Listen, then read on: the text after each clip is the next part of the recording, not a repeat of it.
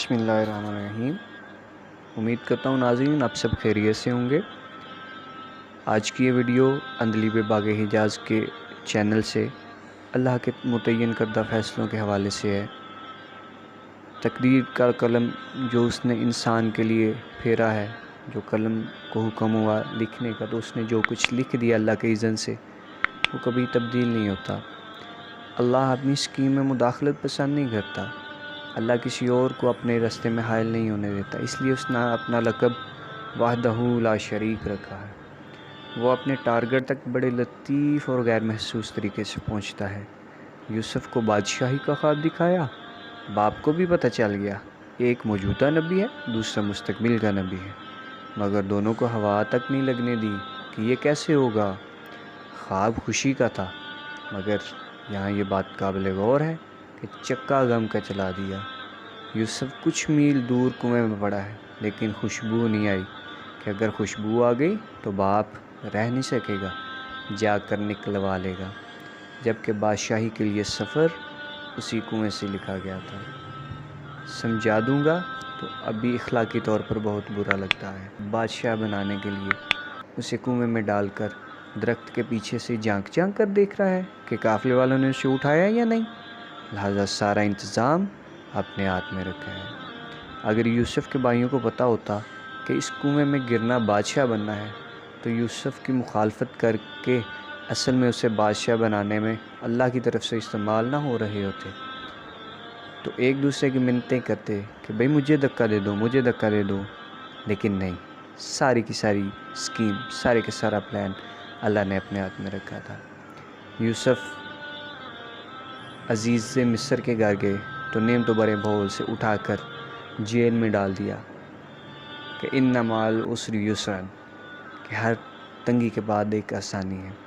Jail کے ساتھیوں کو تعبیر بتائی تو بچ جانے والوں سے کہا کہ میرے کیس کا ذکر کرنا بادشاہ کے دربار میں، مگر مناسب وقت تک یوسف کو جیل میں رکھنے کی اسکیم کے تحت شیطان نے اسے بلا دیا۔ اب بلایا کیوں؟ ادھر شیطان بھی اللہ کے اسکیم میں ایک ٹول کے طور پہ استعمال ہو گیا۔ اگر اس وقت یوسف کا ذکر ہو جاتا تو یوسف سوالی بن کے بادشاہ کے سامنے پیش ہوتے کہ ان کی طرف سے سوال آیا تھا، لیکن اللہ کو ایسا پسند نہیں تھا۔ اس کی اسکیم میں بادشاہ کو سوالی بن کر آنا تھا، یوسف کو نہیں۔ تو پھر بادشاہ کو خواب دکھا کر سوالی بنایا، اور یوسف علیہ السلام کی تعبیر نے ان کی عقل و دانش کا سکہ جما دیا۔ بادشاہ نے بلایا تو فرمایا میں این آر او کے تحت باہر نہیں آؤں گا جب تک عورتوں والے کیس میں میری بے گناہی ثابت نہ ہو جائے۔ عورتوں کو بلوایا گیا، سب نے یوسف کی پاک دامنی کی گواہی دی، اور مدعیہ عورت نے بھی جھوٹ کا اعتراف کر کے کہا قال ما خطبكن إذ راوتن يوسف عن نفسه قلنا حاش لله ما علمنا عليه من سوء قالت امرأة العزيز الآن حصحص الحق أنا راودته عن نفسه وإنه لمن الصادقين۔ بادشاہ نے زلیخا سمیت عورتوں کو بلا کر پوچھا تم پر کیا بیتا تھا جب تم سب نے یوسف علیہ السلام کو ان کی راست روی سے بہکانا چاہا تھا؟ بتاؤ وہ معاملہ کیا تھا؟ وہ سب بیک زبان بولی اللہ کی پناہ، ہم نے تو یوسف علیہ السلام میں کوئی برائی نہیں پائی۔ عزیز مصر کی بیوی زلیخا بھی بول اٹھی اب تو حق آشکار ہو چکا ہے، حقیقت یہ ہے کہ میں نے ہی انہیں اپنی مطلب براری کے لیے پھسلانا چاہا تھا، اور بے شک وہی سچے ہیں۔ وہی قحط کا خواب جو بادشاہ کو یوسف کے پاس لایا تھا، وہی قحط حقا کر کے یوسف کے بھائیوں کو بھی ان کے دربار میں لے آیا اور دکھا دیا کہ یہ وہ بے بس معصوم بچہ ہے جسے تمہارے حسد نے بادشاہ بنا دیا۔ فرمایا پہلے بھی تم میرا کتا لے کر گئے تھے جس نے میرے باپ کی بینائی کھا لی تھی، کیونکہ وہ تو اسی کتے کو سونگ سونگ کر گریا کیا کرتے تھے۔ فرمایا اب یہ کتا لے جاؤ اور یہ وہ کھوئی ہوئی بینائی واپس لے جائے گا۔ اب غور کیجئے ناظرین، اب یوسف کا کرتا مصر سے چلا ہے تو کنعان کے صحرا مہک اٹھے ہیں۔ یعقوب علیہ السلام چیخ پڑے، ولما فصلت العير قال أبوهم إني لأجد ريح يوسف لولا أن تفندون۔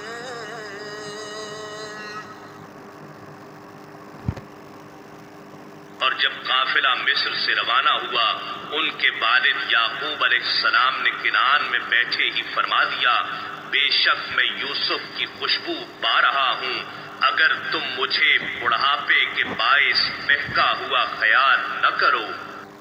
سبحان اللہ، جب رب نہیں چاہتا تھا تو 2 میل دور، چند میل دور کے کنویں سے بھی خبر تک نہیں آنے دی۔ جب سوئچ آن ہوا تو مصر سے کنعان تک خوشبو سفر کر گئی۔ والله غالب على أمره ولكن أكثر الناس لا يعلمون۔ اور اللہ اپنے کام پر غالب ہے، لیکن اکثر لوگ نہیں جانتے۔ یاد رکھیں ناظرین، آپ اپنے عزیزوں کی چالیں اور حسد، شاید آپ کے بارے میں اللہ کی خیر کی اسکیم کو ہی کامیاب بنانے کی کوئی خدائی چال ہو، آپ انہیں کرنے دیں جو وہ کرتے ہیں۔ اللہ پاک سے خیر مانگے اور اپنی کامیابی اور منزل کی طرف جو اللہ نے آپ کے لیے طے کی ہے اپنا سفر جاری و ساری رکھیں۔ اللہ ہم سب کا حامی و ناصر ہو۔ السلام علیکم ورحمۃ اللہ وبرکاتہ۔